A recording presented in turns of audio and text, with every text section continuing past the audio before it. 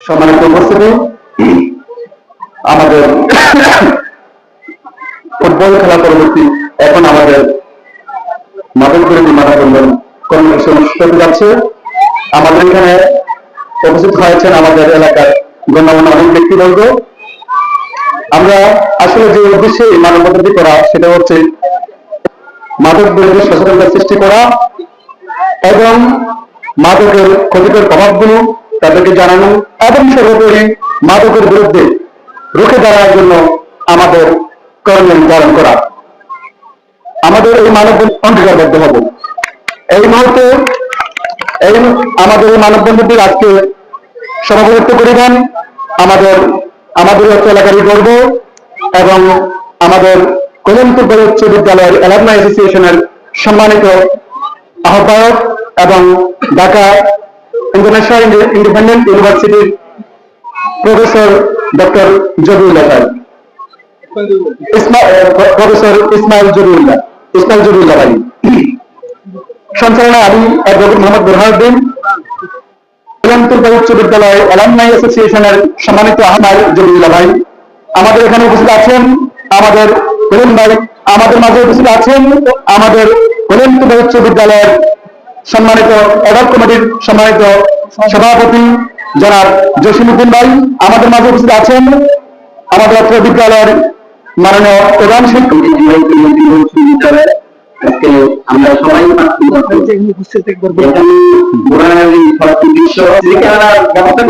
আমরা যেখানে যাকে যেভাবে পাবো আমাদেরকে সংক্ষিপ্ত ভাবে বক্তব্য দেওয়ার করছি ডাক্তার তোফার ভাইকে।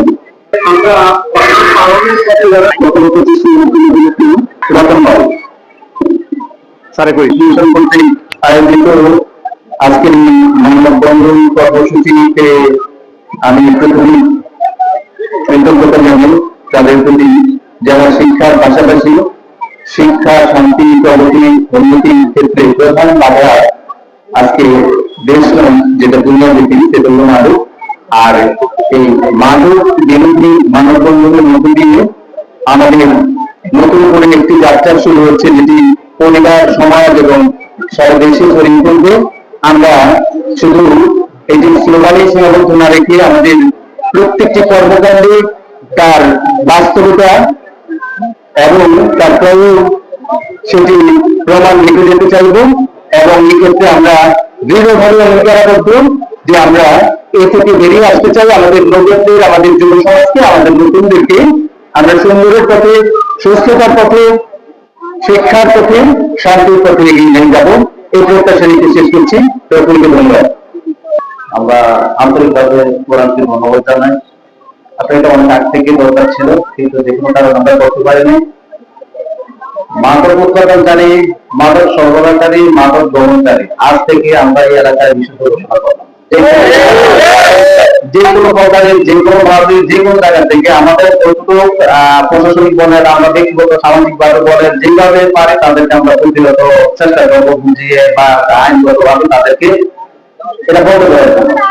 আপনারা জানেন এই জায়গাটা হলো কুচবিহার এবং চান্দিনার বর্ডার, এবং এই কারণে এটা সবচেয়ে তারা নিরাপদ স্থান মনে করতো। চান্দিনা থেকে পুলিশ আসলে কোচবিহার চলে যেত, কোচবিহার থেকে পুলিশ আসলে চান্দিনাতে চলে যেত।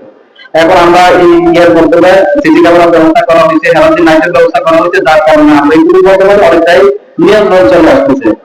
তা আমার বক্তব্য হলো যে আমরা এই এলাকার মধ্যে যেন মাদক